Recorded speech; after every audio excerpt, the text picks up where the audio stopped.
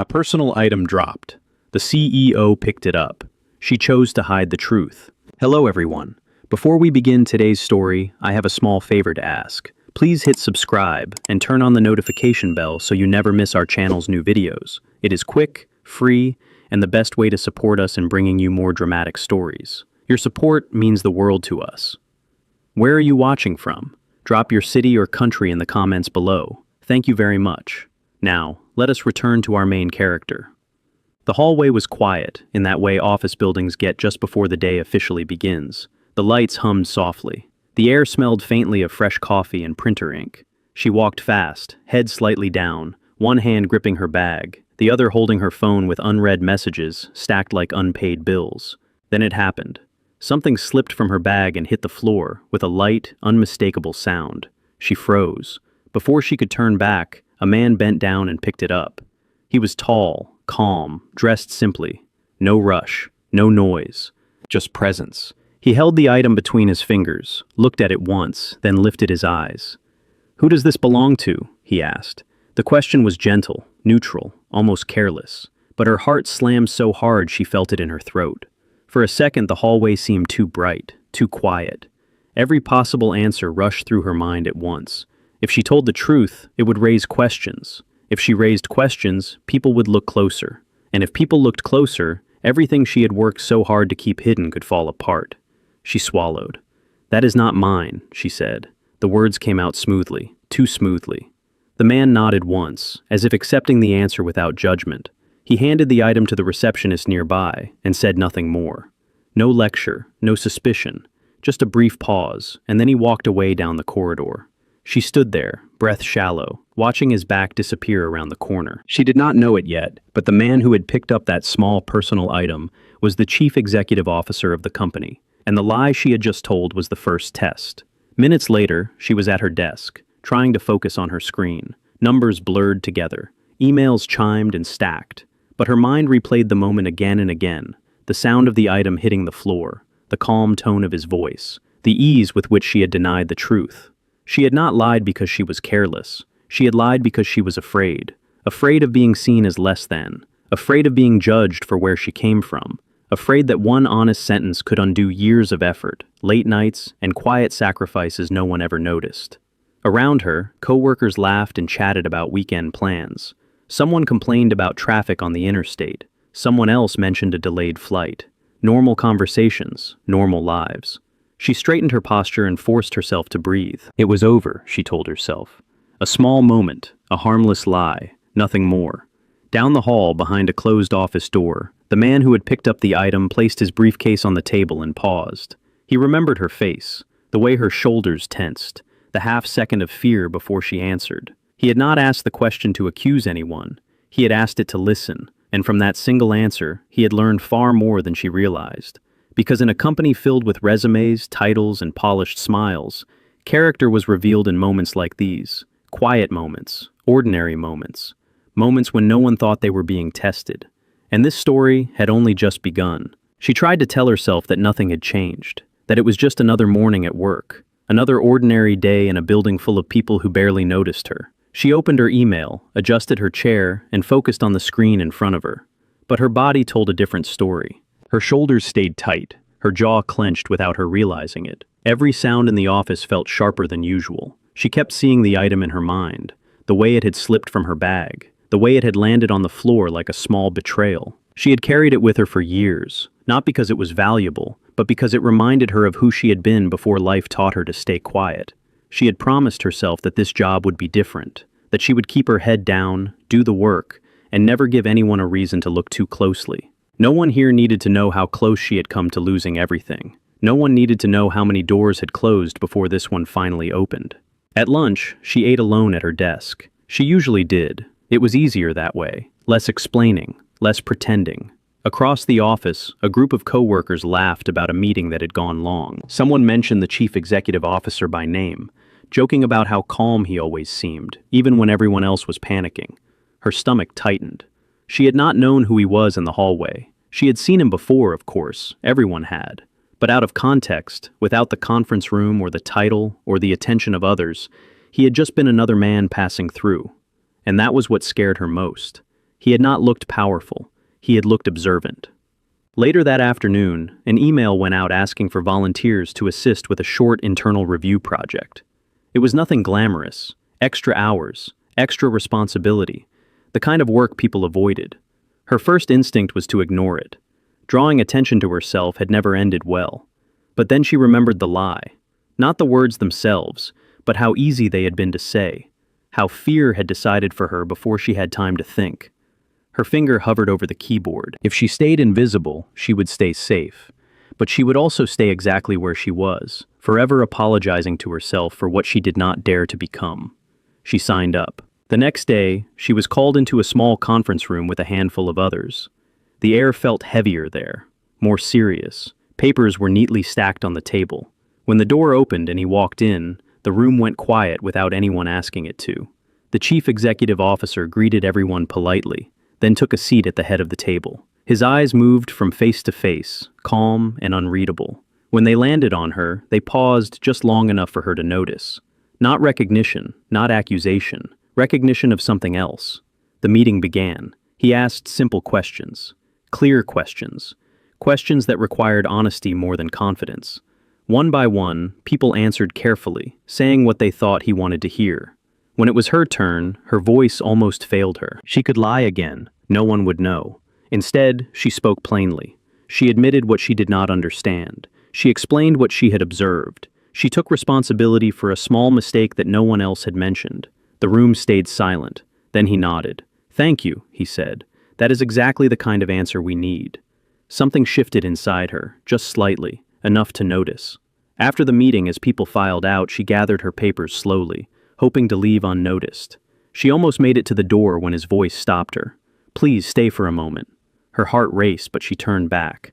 He waited until the room was empty. Then he spoke, not as a superior, but as someone genuinely curious. "Fear makes good people hide," he said calmly, "but it also reveals who they really are." He did not mention the hallway. He did not mention the item. Not yet. She nodded, unsure what to say. As she left the room, her hands were shaking. But for the first time since the lie, the fear felt different. Less like a threat, more like a warning that the truth was catching up. And when it did, she had no idea whether it would save her or cost her everything. The days that followed moved forward, but something underneath them had changed. She noticed it in small ways first. The way people listened more carefully when she spoke. The way her emails were answered faster than before. The way her name began to appear on meeting invites she would never have been included in just weeks ago. None of it felt accidental. She worked harder than ever, arriving early and staying late, double-checking every detail before turning anything in. Not because she wanted recognition, but because she could not afford another mistake. The lie in the hallway still lived in her chest, quiet but heavy, like a secret waiting for the wrong moment to surface. One evening, long after most of the office had emptied, she found herself alone in the break room. The vending machines hummed softly. Outside the windows, the city lights glowed against the dark. She leaned against the counter and finally let herself breathe. That was when she heard footsteps. She turned, expecting a security guard or a late working analyst. Instead, it was him. The chief executive officer stood in the doorway, jacket draped over his arm, sleeves rolled slightly at the wrists. Without the formality of meetings or the attention of others, he looked almost ordinary again. "Working late," he said. "Yes," she replied. "I wanted to finish reviewing the numbers from this morning." He nodded. "That project matters. You handled it well." The compliment caught her off guard. Praise from him was rare. Praise directed at her felt unreal. "Thank you," she said quietly. There was a pause, not uncomfortable, not rushed, just space. Then he reached into his jacket pocket and placed something on the counter between them. Her breath stopped. It was the item from the hallway, clean, undamaged, exactly where it had been before it fell. "I believe this belongs to you," he said calmly. For a moment, the room felt too small. She stared at it, her mind racing. He knew. Of course he knew. He had always known. The lie had never fooled him. It had only delayed this moment. "I am sorry," she said finally. Her voice was steady, even though her hands were not. "I should not have lied." "I know," he replied. She waited for consequences, for disappointment, for judgment. Instead, he leaned back slightly and crossed his arms. "Do you know why I did not call you out that morning?" he asked. She shook her head. Because honesty given under pressure is more valuable than honesty given safely, he said. I wanted to see who you were when it mattered. She swallowed. And what did you see? He looked at her carefully before answering. Someone who was afraid, but also someone who corrected herself the moment she was given the chance. Her eyes burned, but she did not look away. I was afraid of losing this job, she admitted. It means everything to me. I know, he said. That is why you are still here. He slid the item back toward her. She picked it up slowly, as if it might disappear. There will be another review soon, he continued. A public one. People will be watching more closely. I will not protect you from that. She nodded. I understand. But, he added, I will judge you by your actions, not your past. He left the room a moment later, footsteps fading down the hallway. She stood there long after he was gone, holding the item in her hands. The lie was no longer hers to carry. But the test was far from over, because the next time, the truth would not be asked for quietly in an empty hallway. It would be demanded in front of everyone. The review happened on a Thursday, the kind of Thursday that felt heavier than the others, where the air in the office seemed to press down on everyone at once. Emails slowed, conversations softened. People sat straighter in their chairs, aware that attention was about to land somewhere, and hoping it would not be on them. She arrived early, as she always did now. The conference room lights were already on. A long table filled the space, polished and unforgiving. At the front of the room, a screen waited, blank for the moment, but soon to display numbers that would speak louder than excuses ever could. She took a seat near the middle, close enough to be seen, not close enough to feel exposed. At least, that was what she told herself. The item was in her bag. She had almost left it at home that morning, almost convinced herself that carrying it again was unnecessary, dangerous. But something inside her refused to put it away. It was a reminder now, not of fear, but of a choice she had already made once. The room filled slowly. Executives, managers, analysts, people whose opinions shaped careers without them ever realizing it. When he entered, the noise faded immediately. The chief executive officer took his place at the head of the table. His expression was calm, as always. He did not rush. He did not need to. We are here to review discrepancies found during our internal audit, he said evenly. Not to assign blame, but to understand decisions. The words sounded fair, reasonable, but everyone knew better than to underestimate a moment like this. The presentation began. Slides changed. Numbers appeared. Questions were asked. Most were answered carefully, with language designed to protect more than explain. Then, her name appeared on the screen. A small data inconsistency. Minor, on paper. The kind of thing that could be blamed on a system delay or a shared responsibility. The kind of thing people explained away every day. The room went quiet. She felt the familiar tightening in her chest. The old instinct rose immediately. Stay small. Let it pass. Say as little as possible. She remembered the hallway. She remembered his voice asking a simple question. She raised her hand. I want to address that, she said. All eyes turned toward her. She stood, legs steady even though her pulse was not. The discrepancy was my responsibility. I noticed it late, and I chose to correct it without escalating it. That was a mistake. A few people shifted uncomfortably. This was not how these moments usually went. She continued. The data itself did not cause harm, but the decision to handle it quietly could have. I should have reported it immediately. Silence followed. Thick, expectant. She did not look at him. She did not need to. When he spoke, his voice did not rise. Thank you for your honesty, he said. That choice matters more than the error itself. He turned to the room. This is what accountability looks like, not perfection, responsibility. The meeting moved on, but something had already settled. Afterward, as people gathered their things and filtered out in low voices, she remained seated for a moment, letting the weight lift slowly from her shoulders. She had not known what the outcome would be, only that she could not lie again. He approached her as the room emptied. You did what many would not, he said quietly. She nodded. I learned the cost of hiding. He glanced at her bag. Some lessons leave marks. Yes, she replied, but they also leave direction. He paused, then smiled faintly. You are being considered for a larger role, nothing final yet, but today mattered.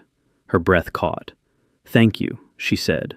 As he walked away, she finally allowed herself to sit back. The truth had not punished her. It had positioned her, and for the first time, she understood that the real test had never been about the item, or the lie, or even the job.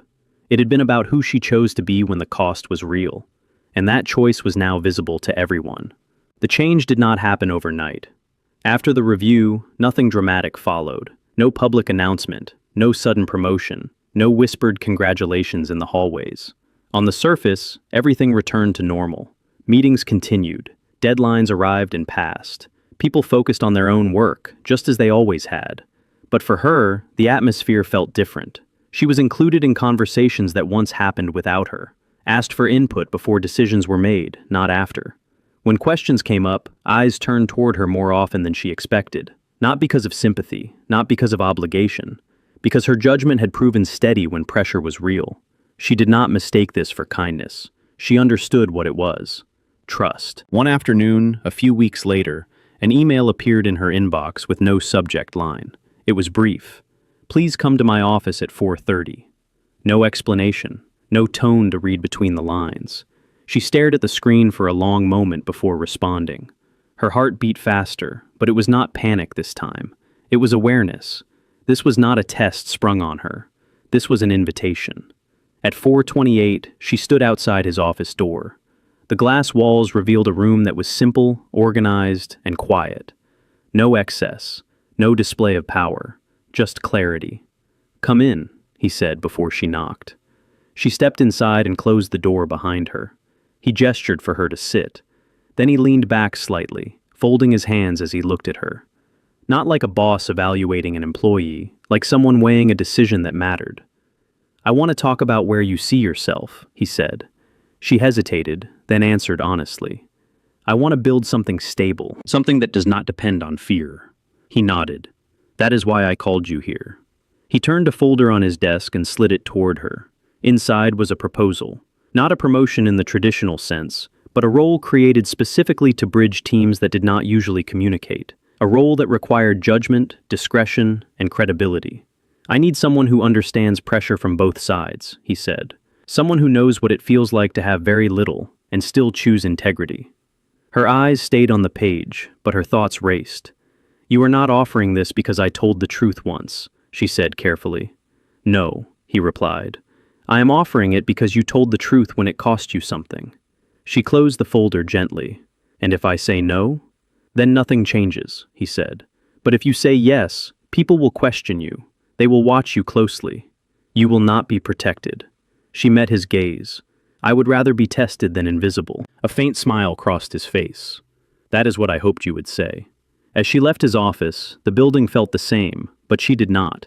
The item was still in her bag. She had kept it there deliberately, not as a reminder of fear anymore, but as proof of distance traveled. That evening, as she walked through the hallway where everything had begun, she slowed her steps. She remembered standing there, heart racing, choosing the easier answer. She understood now that the lie had not defined her. The choice that followed it had. And somewhere between fear and honesty, between hiding and standing still, she had crossed a line that could not be uncrossed. Not because someone had given her permission, but because she had finally given it to herself. The new role changed the rhythm of her days. Her calendar filled with meetings that used to happen behind closed doors. Conversations shifted from surface-level updates to real decisions, the kind that carried consequences. She listened more than she spoke, learning how power moved through silence as much as words. Not everyone welcomed her presence. She felt it in the pauses when she entered a room, in the way certain managers stopped mid-sentence and recalculated, in the polite smiles that never reached their eyes. She understood why. She was new to this level, and she had not arrived through the usual channels. She had arrived through trust. One afternoon, while reviewing reports late into the evening, she noticed something that did not sit right. A pattern hidden beneath clean spreadsheets and confident summaries. Numbers that balanced too perfectly. Decisions that seemed efficient on paper, but costly everywhere else. She checked again, then a third time. It was not an accident. The findings pointed toward a senior manager whose influence reached far beyond her department. Someone respected. Someone protected by years of results and relationships. Someone who would not appreciate being questioned by her. She closed her laptop and sat back, the familiar weight returning to her chest. This was the moment she had been warned about. No one was asking her to speak. No one would blame her for staying silent. Bringing this forward would complicate things. It would draw attention she could not control. It would invite scrutiny not just of the data, but of her. She thought about the hallway again, how small the lie had seemed, how large it had become. The next morning, she requested a private meeting with the chief executive officer. He listened without interrupting as she laid out what she had found.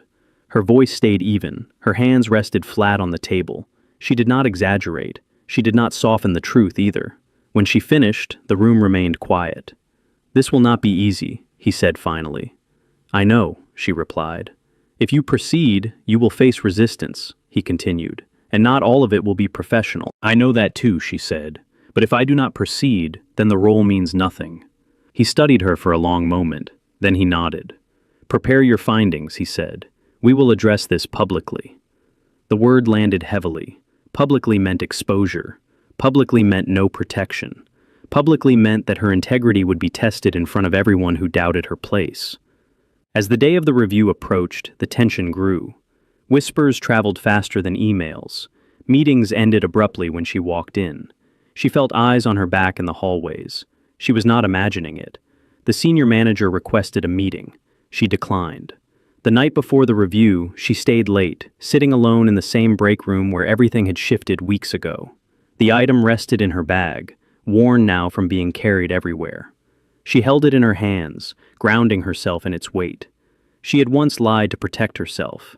Tomorrow, the truth would do the opposite. When the meeting began, the room was full. Executives, directors, observers.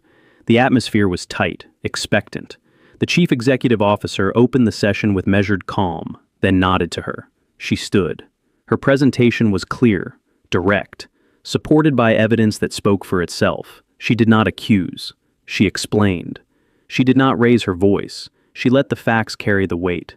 The senior manager interrupted her once. She paused, then continued. He interrupted again. This time, the room shifted. When she finished, silence followed. The chief executive officer spoke. "We will investigate these findings fully," he said, "and we will do so transparently." He turned to her. "Thank you for bringing this forward." She sat down slowly, pulse loud in her ears. She did not know how this would end, but she knew, without question, that there was no longer any version of herself that would choose silence over truth. The test had moved beyond her, and now everyone was watching. The days after the review were the hardest she had faced since joining the company. The investigation moved forward quietly, but its presence was everywhere. Meetings were postponed without explanation. Emails were copied to legal teams she had never interacted with before. Conversations stopped when she entered rooms, then resumed in softer tones once she passed. No one confronted her directly. That made it worse. She felt the resistance in subtler ways. A request for data that went unanswered. A calendar invite removed without comment. A project she had been leading quietly, reassigned to someone else, temporarily. Each change was small enough to deny. Together, they formed a message she could not ignore. You went too far. One evening, as she packed her bag to leave, she found an envelope on her desk. No name, no return address. Inside was a single printed page. It listed past mistakes from her early career. Old employers, short tenures, moments she had worked hard to leave behind. At the bottom, one sentence. People like you do not last long here. Her hands trembled as she folded the paper. The familiar fear returned, sharper than before. This was what silence had once protected her from. Exposure, judgment, being reduced to fragments of a past she had survived, not chosen. She considered walking away. No one would blame her. The pressure was intense. The message was clear. She could protect herself again by stepping back, by letting the investigation continue without her voice attached to it. She requested a meeting with the chief executive officer. When she entered his office, he was standing by the window, city lights reflecting faintly against the glass. He turned as she approached, his expression serious. "They are pushing back," he said before she could speak. "Yes," she replied. "I expected that." He gestured for her to sit. "You need to understand what this costs," he continued. "Not just to the company, to you." She met his gaze. "I already do." She told him about the envelope, about the way her access was shrinking, about the quiet attempts to isolate her without leaving a record. When she finished, the room was silent. "This is the moment most people retreat," he said, "not because they are wrong, but because they are tired." She nodded. "I am tired." "Then I will be clear," he said. "You can step away from this process if you choose. I will not hold it against you." She took a breath. The offer was real. So was the relief it promised. "And if I stay?" she asked. "Then the outcome will be public," he said, "for everyone involved, including you." She thought of the hallway again, the lie, the fear, the choice she had made since then, again and again. "I will stay," she said. He nodded once. "Then you will not stand alone." The following week, the findings were released. The senior manager was placed on leave pending further action. Policies were revised. Oversight structures changed. The announcement was formal, careful, and impossible to misinterpret. The reaction was immediate. Some people avoided her entirely. Others offered quiet nods of respect. A few stopped by her desk with brief words of support, spoken softly, as if afraid to be overheard. She accepted all of it. One evening, as she walked through the hallway where everything had begun, she slowed. The building was nearly empty. The lights dimmed. Her footsteps echoed softly. She reached into her bag and held the item for a moment. It no longer felt heavy.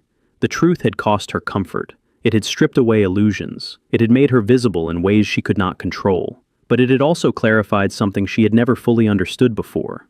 Courage was not the absence of fear. It was the decision to stop letting fear decide who she was. And whatever came next, she knew one thing with certainty. She would never choose silence again. The weeks that followed felt quieter, but heavier in meaning. The company adjusted, processes changed, oversight tightened. On the surface, it looked like a standard corporate correction. Internally, it was something else entirely. A line had been drawn, and everyone knew who had drawn it. She returned to her work with steady focus, no longer questioning whether she belonged in the rooms she entered. The resistance had not disappeared, but it had shifted. Fewer subtle barriers, fewer silent exclusions. Not because everyone agreed with her actions, but because the outcome had spoken clearly. Integrity had won. One afternoon, she was asked to attend a small off-site meeting. Nothing formal, no board members, just a handful of department heads and the chief executive officer. The setting was understated, a quiet conference space away from the main building, chosen deliberately. The discussion was not about numbers, it was about people. "How do we prevent this from happening again?" someone asked. Silence followed. She waited, then spoke. "By making it safe to speak early," she said, "not when the damage is visible, before." The room shifted. She explained how fear delayed truth, how small decisions compounded when people believed honesty would cost them their place. She did not accuse anyone. She described a system she had lived inside. The chief executive officer listened without interrupting. When the meeting ended, he asked her to stay behind. The room emptied. Chairs slid back into place. The door closed softly. "You changed the way they think," he said. "I only said what I experienced," she replied. "That is exactly why it mattered," he said. He sat across from her, no desk between them this time. Not as a superior, but as someone finally speaking plainly. "There is something else I want you to consider," he continued. "I am forming a long-term initiative focused on internal accountability and mentorship. It will require visibility, trust, and someone who understands the cost of truth." She did not answer immediately. "This is not about reward," he added. "It is about alignment." She looked down at her hands, then back up. "And if I fail?" "Then we learn," he said. "That is the difference now." She nodded slowly. Later that evening, as she walked through the familiar hallway, she noticed how different it felt. Not because the space had changed, but because she had. She no longer walked with her shoulders drawn in. She no longer scanned the floor in fear of what might fall. She stopped where the item had once slipped from her bag. She took it out now, holding it openly. It had become worn with time, edges softened by use. Once, it had been something she hid. Now, it was simply part of her story. The next morning, she accepted the role. The announcement was brief, professional, carefully worded. But the effect was immediate. Messages of support arrived quietly, some from unexpected places, others from people who had been waiting for permission to speak. She responded to each one thoughtfully. Late that day, she received a final message from him. "Thank you for choosing to stay," it read. She paused before replying. "Thank you for giving me the space to choose," she wrote back. As she shut down her computer and gathered her things, she understood something with surprising clarity. This had never been about a single lie or a single truth. It had been about whether the system could change when one person refused to disappear. And it had. Not all at once, not perfectly, but enough to matter. And for the first time, she allowed herself to believe that the future would not require her to hide any part of who she was. The announcement settled into the company slowly, like dust after a long storm. There were no banners, no speeches, no celebration that marked a clear ending. Instead, there was a quiet shift in how people moved through the halls, how meetings opened, how questions were asked. Small changes, almost invisible to anyone who was not paying attention. She noticed them all. People spoke earlier now, not louder, but sooner.